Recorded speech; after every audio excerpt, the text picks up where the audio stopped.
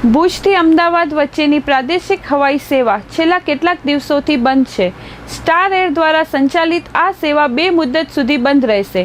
ભુજથી અમદાવાદ વચ્ચે દરરોજ બપોરે 1:55 કલાકે ઉડાન ભરતી આ ફ્લાઇટમાં 40 સીટની ક્ષમતા છે.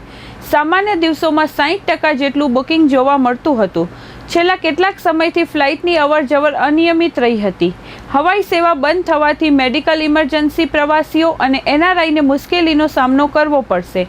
ઉદ્યોગપતિ રાજુભાઈ ભટ્ટના જણાવ્યા અનુસાર ભુજથી અમદાવાદ સુધી રોજની 3થી વધુ ટ્રેન સેવા, એસટી, ટ્રાવેલ્સ અને ખાનગી બસની સુવિધા ઉપલબ્ધ છે. એક તરફી ટેક્સી સેવા માત્ર ₹3000ની આસપાસના ભાડામાં મળી રહે છે. કચ્છના પાટનગર ભુજથી અમદાવાદ વચ્ચે અનેક ક્ષેત્રે વ્યવહાર ધરાવતા લોકો માટે હવાઈ સેવા મહત્વપૂર્ણ હતી. ખાસ કરીને તત્કાલિક મેડિકલ સારવાર માટે આ સેવા વિશેષ ઉપયોગી સાબિત થતી હતી. ત્યારે આ સેવા પુનઃ શરૂ કરાય તે માટે ભુજ ચેમ્બરના પ્રમુખ અનિલભાઈ અજાણી અને ભુજ ડેવલપમેન્ટ કાઉન્સિલના ઉપેન્દ્રભાઈ ઉપાધ્યાયે રજૂઆત કરી હતી.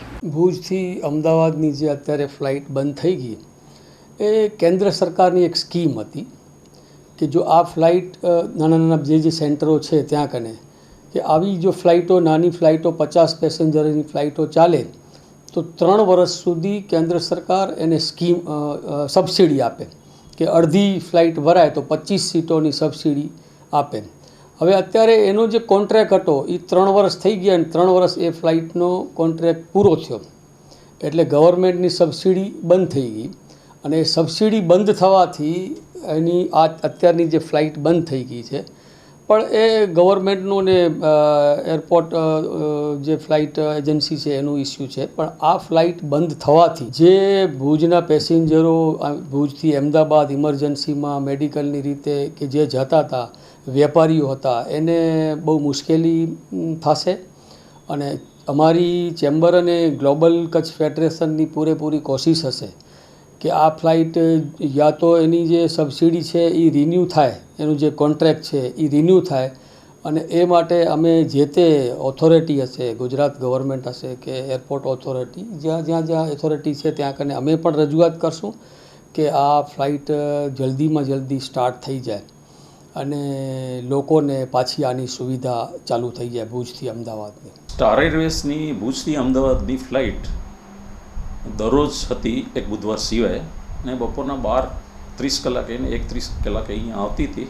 બહુ સારી ફ્લાઇટ હતી ને એની અંદર લોકોને સુગમતા પણ હતી, ટ્રાફિક પણ મળી રહેતો હતો ને ગુજરાત સરકાર સાથે સ્ટાર એરવેઝનો 3 વર્ષનો કોન્ટ્રાક્ટ હતો એ પૂર્ણ થતાં આ ફ્લાઇટ બંધ કરવામાં આવેલ છે.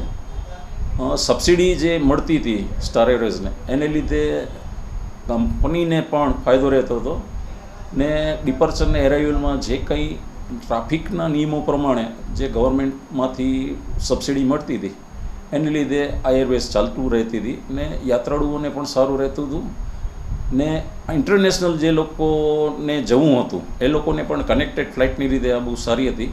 જે લોકોને વેપારીઓ હોય કે જે લોકોને પોતાને નાજુક તબિયત હોય ને ત્યાં કને જવાનું હોય તો પણ આ ફ્લાઇટ બહુ સારી હતી.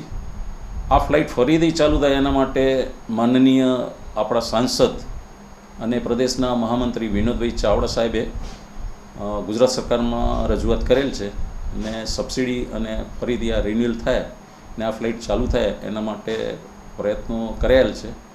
ધારાસભ્યશ્રીઓ પણ આ ગુજરાત સરકારની અંદર જો રજૂઆત કરે અને અગાઉ જે રીતે 3 વર્ષનું રિન્યુઅલ ફરીથી થાય ને આ ફ્લાઇટ ચાલુ થાય તો કચ્છના જે લોકો મુસાફરી કરે છે હવાઈ મુસાફરી એ લોકોને સરળતા રહે ને આગળની કનેક્ટેડ ફ્લાઇટો તેમજ વેપારીઓ અને દર્દીઓને પણ આ ફ્લાઇટ સારી રહે તો ફરીથી આ ફ્લાઇટ ચાલુ થાય એ કચ્છના હિતમાં છે ને આ અંગે જે કંઈ રજૂઆત થયેલી છે એ ફરીથી ચાલુ થાય એવી આપણે આશા સેવી. આ ફ્લાઇટ બંધ થવાથી ઇન્ટરનેશનલ જે લોકોને અમદાવાદથી કનેક્ટેડ ફ્લાઇટો મેળવવાની હતી એ પણ બંધ થઈ છે.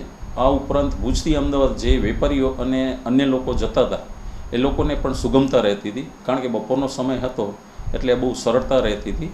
એટલે આ ફ્લાઇટ એકંદરે એકદમ સરળ અને સારી હતી ને એની જે મુસાફરીની કિંમત હતી ટિકિટ એ પણ વ્યાજબી હતી એટલે તે જે આ ફ્લાઇટ બંધ થઈ જાય એ ખરેખર દુઃખદ છે. અને આ ફ્લાઇટથી ચાલુ થાય તો કચ્છના લોકોને ફરીથી ઘણી બધી સુવિધાઓ મળે.